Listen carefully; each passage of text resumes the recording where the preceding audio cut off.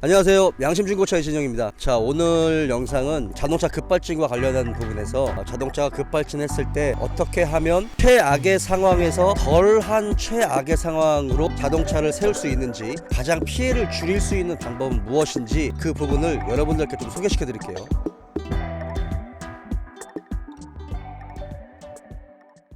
먼저 제가 말씀드리는 이 내용은 저의 개인적인 생각이 아니고 자동차 전문가들의 다수의 생각을 여러분들께 조금 이해하기 쉽고 알기 쉽게 설명드리는 영상입니다. 먼저 자동차가 급발진되는 원인들은 여러 가지 원인들이 있다라고 나와 있죠. 근데 이제 내연기관에서 나오는 급발진과 그 다음에 요즘 하이브리드 또는 전기차에서 나오는 급발진, 그러니까 내연기관에서 급발진이 생기는 원인과 관련된 부분에서는 제가 예전에 찍었었던 적이 있습니다. 근데 이제 내연기관과는 전혀 다른 이 구동체계를 가지고 있는 전기차에서도 급발진이 생기잖아요. 그거는 이제 자동차의 전자제어 장치가 많이 달려있으면 달려있을수록, 옵션이 많으면 많을수록 급발진과 관련된 부분에서 확률은 조금씩 늘어나는 건 어쩔 수 없는 부분입니다. 그러니까 자동차를 조금 더 좀 정밀하게 제어를 해야 되다 보니까 그런 부분에서 뭔가 오작동이 일어나고 소프트웨어적인 그 로직이 오작동을 일어났을 때 급발진이 발생이 되죠. 그러니까 그거는 우리가 조금 인지할 필요성이 있습니다.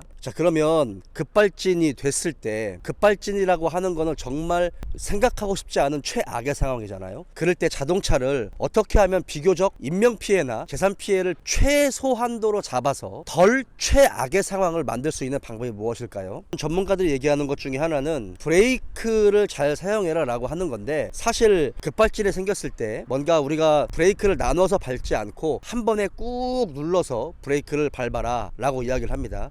이 자동차 같은 경우는 이제 진공하고 요즘은 이제 그 모터의 힘으로 어시스트를 하는데, 급발진이 생겼을 때 우리가 일명 벽돌 현상이라고 말하는 브레이크가 듣지 않는 그런 상태를 되죠. 딱딱하게 되는. 그래서 브레이크가 작동을 하지 않는다 라고 말씀하시는 분들이 많습니다. 그럴 수도 있어요. 급발진이라는 건 워낙 예상하기 어려운 오작동이다 보니까 정말 브레이크가 작동을 안 할 수도 있습니다. 하지만 기본적으로 브레이크 시스템이 고장이 난다 하더라도, 배력 장치라든지 모터가 고장이 난다 하더라도 우리가 우리의 체중을 실어서 브레이크를 꾹 밟았을 때는 어느 정도의 제동력은 가지고 갈 수 있도록 애시당초 설계는 해놨으나, 급발진이라는 그런 극한 상황에서 안 될 수도 있습니다. 하지만 이제 전문가들이 얘기하는 건 나눠서 밟지 않고 체중을 실어서 한 번에 꾹 밟아라.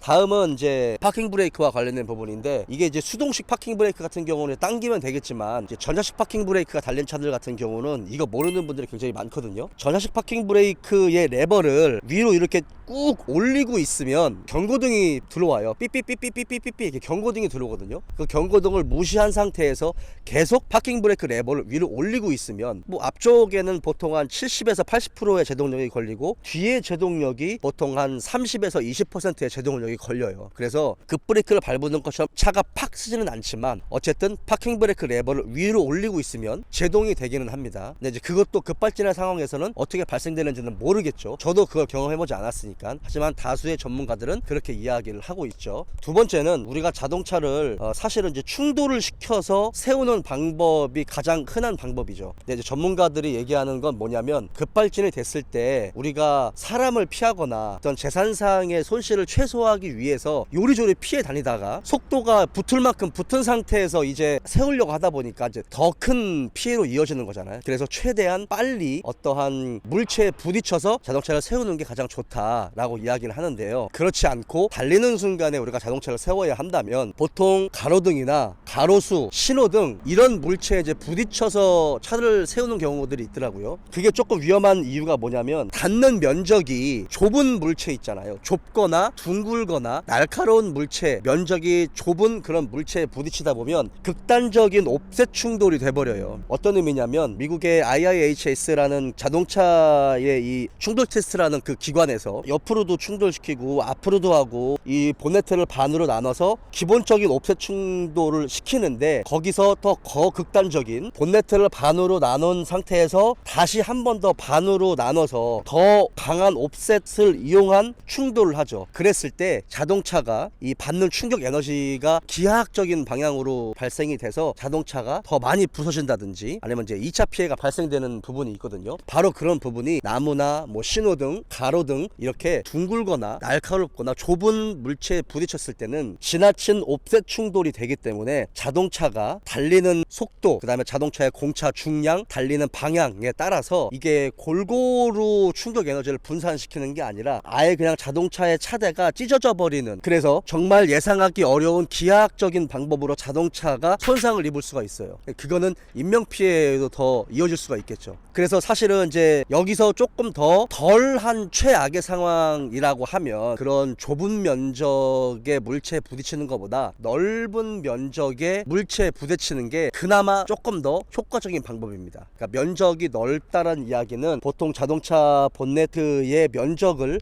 최소한 3분의 2 이상의 면적으로 부딪혔을 때 극단적인 옵셋 충돌로 이어지는 것보다는 훨씬 더 안전하다라는 의미에서 그런 식으로 우리가 접근을 해야 되겠죠. 자, 그런데 이것도 좀 알아야 될 것이 뭐냐면 콘크리트 벽이라든지 아니면 뭔가 이제 부서지지 않을 것 같은 단단한 물체, 평평한 물체에 부딪혔을 때는 내 차가 다 충격 에너지를 흡수하거든요. 그러니까 보통 자동차가 달리는 속도, 자동차의 공차 중량, 어느 방향으로 충돌을 했느냐에 따라서 충격 에너지가 제곱이 되거든요. 제곱 이상이 되는 경우들도 있는데 부서지지 않는 벽에 부딪혔을 때는 이 차와 똑같은 충격 에너지를 내가 흡수하는 거기 때문에 그런 부분에서는 내 차가 모든 충격 에너지를 흡수한다 라는 부분을 좀 알고 있을 필요가 있어요. 이거는 제가 뒤에서 다시 한번 설명을 드릴게요. 사실은 이제 가장 안전한 방법은 뭐냐면 차 대 차로 충돌을 시키거나 추돌을 시키는 방법입니다. 그러니까 앞차한테는 미안하지만 정면으로 뭐 충돌을 하거나 앞차의 트렁크 쪽을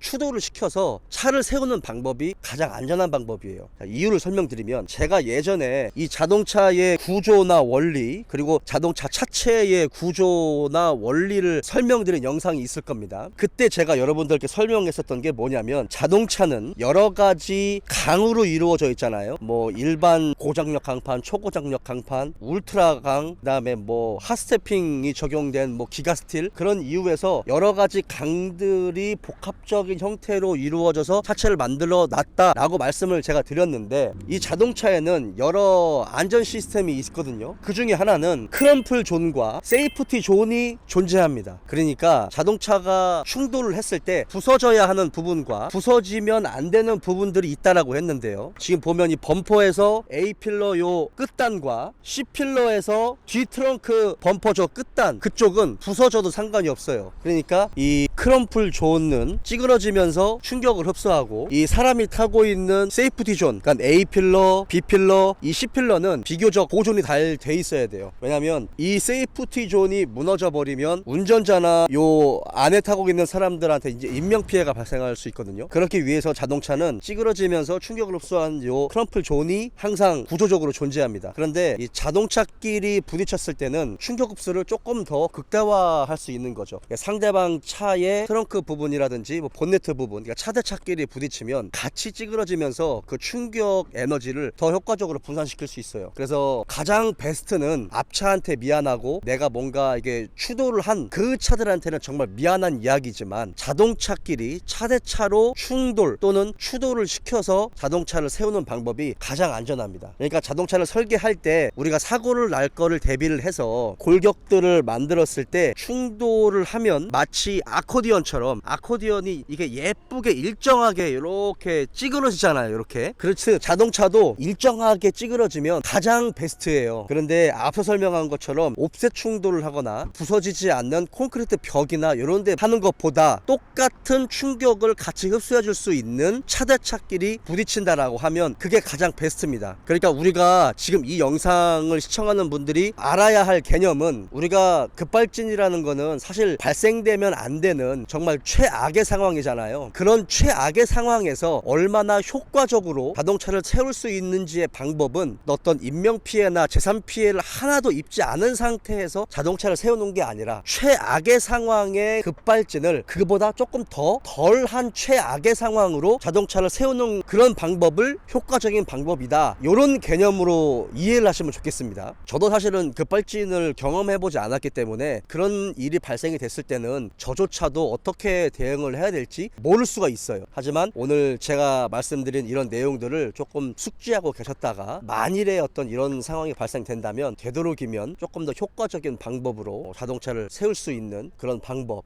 차대차끼리 부딪혀서 충격 에너지를 분산시킬 수 있는 방법이 가장 효과적인 방법이다라는 걸 여러 전문가들이 동일하게 말을 하고 있습니다. 자, 이 개념들 전부 다 이해하셨죠? 자, 오늘 영상 여기까지입니다.